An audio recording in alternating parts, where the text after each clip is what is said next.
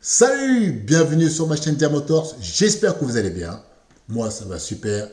Aujourd'hui je vous propose une vidéo sur les pneus semi-slick. Donc pour tous les pistards en vous, les futurs pistards, les pistards, vous pouvez contribuer aussi sur cette vidéo à mettre votre expérience en dessous dans les descriptions et pour pouvoir échanger les utilisateurs de pneus semi-slick. 3 pneus que j'ai essayé, lesquels que j'ai préférés.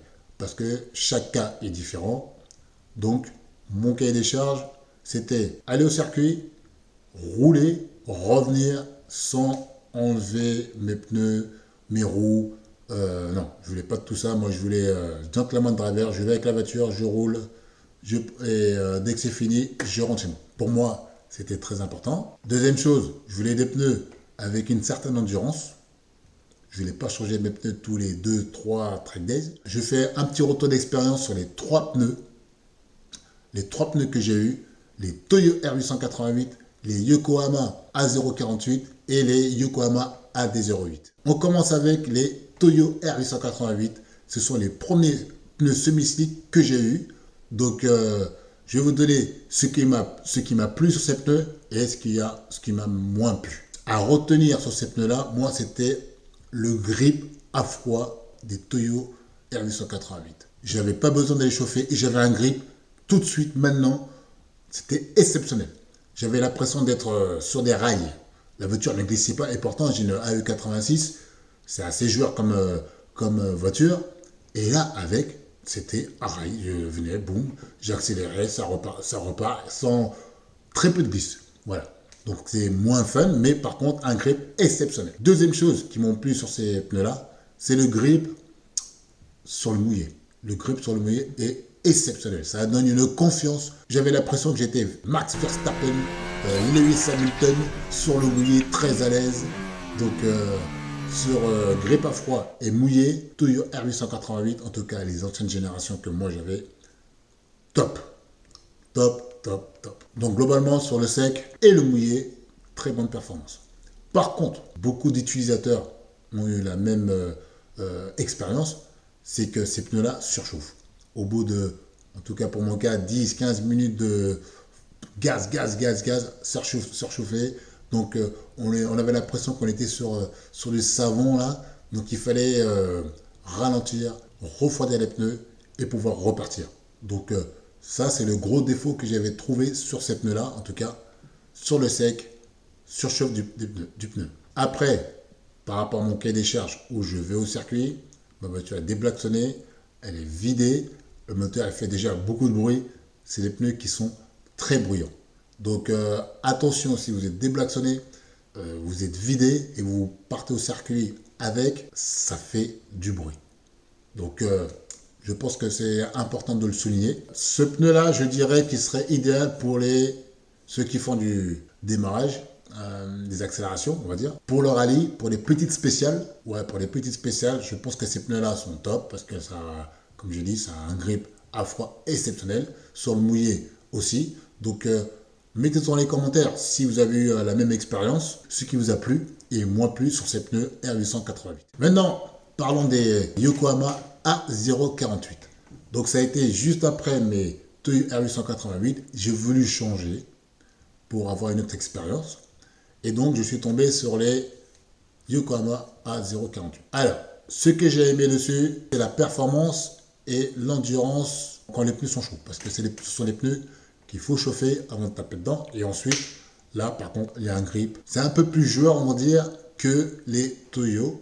Donc, il y a un grip, la performance est là. Et en plus, les pneus, moi en tout cas, je n'ai jamais réussi à les surchauffer. Les pneus, on peut en rouler 15, 20, 30 minutes, voire plus. On a toujours le même grip et toujours le même ressenti. Et ça, franchement, Yokohama, pour ça, c'est top. Aussi, je les ai trouvés beaucoup moins bruyants que les Toyo. Ils sont beaucoup moins bruyants que les Toyo. Les points négatifs, comme il n'y a pas beaucoup de gomme par rapport aux témoins, il vaut mieux les installer, juste avant le contrôle technique. On passe le contrôle technique et ensuite, là, on peut rouler parce que sinon, après, on est au témoin et là, ça passe plus. Sur le mouillé, les performances sur le mouillé, moi en tout cas, étaient beaucoup moins bonnes que les Toyo. Avec ces pneus-là, la performance était beaucoup moins bonne que les Toyo. Donc, en tout cas, c'est mon expérience. Dites-moi si pour vous ça a été le même cas. Mais entre les Toyo et les A048 sur le mouillé, à choisir Toyo 888 tous les jours. Alors, je recommande ces pneus A048 pour les voitures dédiées à la piste qui viennent sur plateau. Si vous avez un plateau, vous mettez ces pneus-là. Pour moi, je trouve que c'est un bon compromis.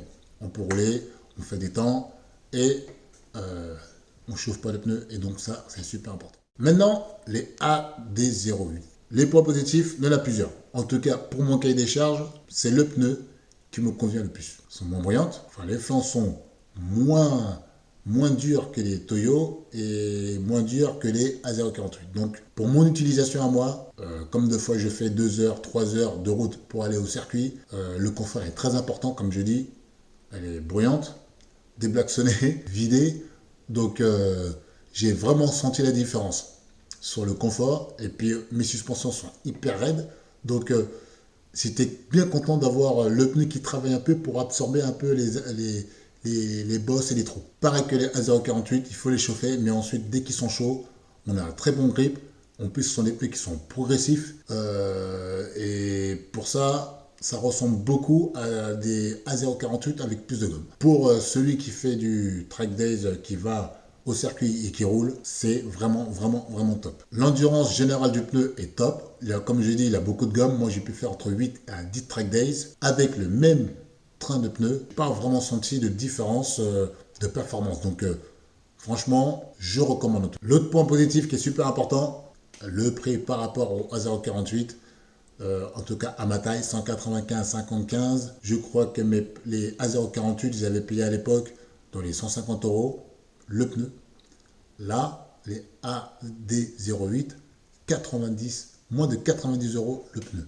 Alors là, pour avoir des pneus aussi performants, endurants à ce prix-là, si vous connaissez, mettez dans les commentaires, ça m'intéresse. Mais en tout cas, pour ce prix-là et les performances, moi j'en suis ravi. Alors les points négatifs sur ces pneus-là, pour moi ce n'est pas vraiment un point négatif, mais par rapport au A048, ben, c'est des pneus qui sont un peu moins sportifs. Donc les flancs sont un peu plus mous. Donc attention quand on rentre fort dans le virage pour le train avant, parce que des fois ben, on est un peu sur le flanc, on a l'impression que bon, le pneu il, il galère un peu. Il tient, mais voilà, par rapport au A048 ou les Toyo 888 où les flancs sont durs, ben là on est sur le pneu et puis bon, ça glisse ou voilà. La performance sur le mouillé aussi, même s'il y a plus de gomme, j'ai pas eu ce sentiment que j'avais le même grip que les R888.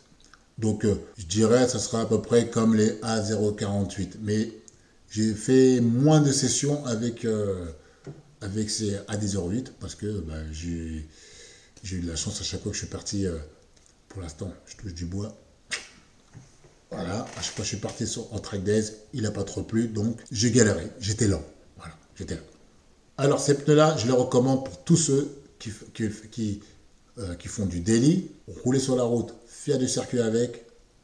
Pour le prix, ce sont les pneus idéaux. Ils sont confortables, ils sont moins bruyants, le prix est top et en plus, on a la perfo. Donc moi en tout cas, j'en suis enchanté. D'ailleurs, je vais devoir m'acheter de nouveaux pneus et je pense à 90% que je vais repartir sur les AD08 à moins que quelqu'un me dise ah j'ai eu les AD08 et j'ai par exemple des Estino que je ne connais pas. Ça m'intéresse, hein, si vous connaissez, vous avez essayé, vous avez eu une comparaison, mettez dans les commentaires s'il vous plaît votre ressenti sur les Estino et les fédérales aussi. C'est des pneus qui ne sont pas très chers. Et j'ai entendu aussi parler des Nankang. Si vous avez essayé les Nankang, les fédérales ou les Estino ou même les pneus que j'ai cités, dans les commentaires, mettez ce qui vous a plu, ce qui vous a pas plu, ou si j'oublie des choses, mettez dans les commentaires pour que tous ceux qui cherchent un peu des pneus slick à choisir. J'espère que cette vidéo vous a plu. Si elle vous a plu, un petit thumbs up. N'oubliez pas de vous abonner sur la chaîne.